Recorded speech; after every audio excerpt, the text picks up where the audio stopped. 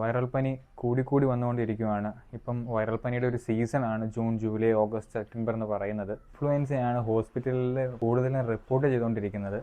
ഈ വൈറൽ പനിയെ പ്രതിരോധിക്കാനായിട്ട് നമുക്കൊരു vaccine available ആണ്. ഇൻഫ്ലുവൻസയ്ക്കെതിരെ പ്രൊട്ടക്ഷന് വേണ്ടിയിട്ട് ഒരു ഫ്ലൂ വാക്സിൻ അവൈലബിൾ ആണ്. അപ്പോൾ എല്ലാവർക്കും ഉള്ളൊരു ഡൗട്ടാണ്, ഈ കോവിഡ് വാക്സിൻ എടുത്തവർക്ക് ഇൻഫ്ലുവൻസ വാക്സിൻ എടുക്കേണ്ട ആവശ്യമുണ്ടോ എന്നുള്ളത്.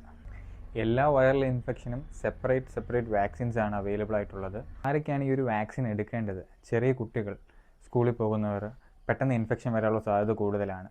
ട്രാവൽ ചെയ്യുന്നവർ പ്രത്യേകം ഈ ഒരു വാക്സിൻ എടുക്കണം. പ്രത്യേകിച്ച് തീർത്ഥാടന യാത്രകൾ, മക്കയിലേക്കൊക്കെ പോകുന്നവരുണ്ട്, ബിസിനസ് പരമായിട്ട് യാത്ര ചെയ്യുന്നവരുണ്ട്, ഇമ്മ്യൂണോ കോംപ്രമൈസ്ഡ് ആയിട്ടുള്ളവർ, ഇമ്മ്യൂണിറ്റി കുറഞ്ഞവരും ഈ ഒരു വാക്സിനേഷൻ എടുക്കേണ്ടത് അത്യാവശ്യമാണ്. പിന്നീട് ഷുഗർ ഉള്ളവർ, ഹൃദയ സംബന്ധമായിട്ട് അസുഖമുള്ളവർ, ലങ്സിന് പ്രശ്നമുള്ളവർ, COPD, ആസ്മ, ഈ ഒരു വാക്സിൻ എടുക്കേണ്ടത് ഹെൽത്ത് കെയർ വർക്കേഴ്സാണ്, ഹോസ്പിറ്റൽസ് സ്ഥിരം വർക്ക് ചെയ്യുന്നവർ. കുട്ടികൾക്കാണെങ്കിൽ 6 മന്ത്സിന് ശേഷം ഈ ഒരു വാക്സിനേഷൻ അവർക്ക് എടുക്കാം.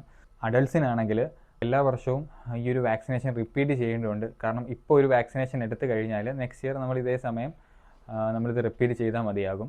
സോ ഈ ഒരു വാക്സിനേഷൻ എടുക്കുന്ന വഴി നമ്മളെ മാത്രമല്ല, നമ്മുടെ ഫാമിലീനെയും നമ്മുടെ ഫ്രണ്ട്സിനെയും കൂടിയാണ് നമ്മൾ പ്രൊട്ടക്റ്റ് ചെയ്യുന്നത്.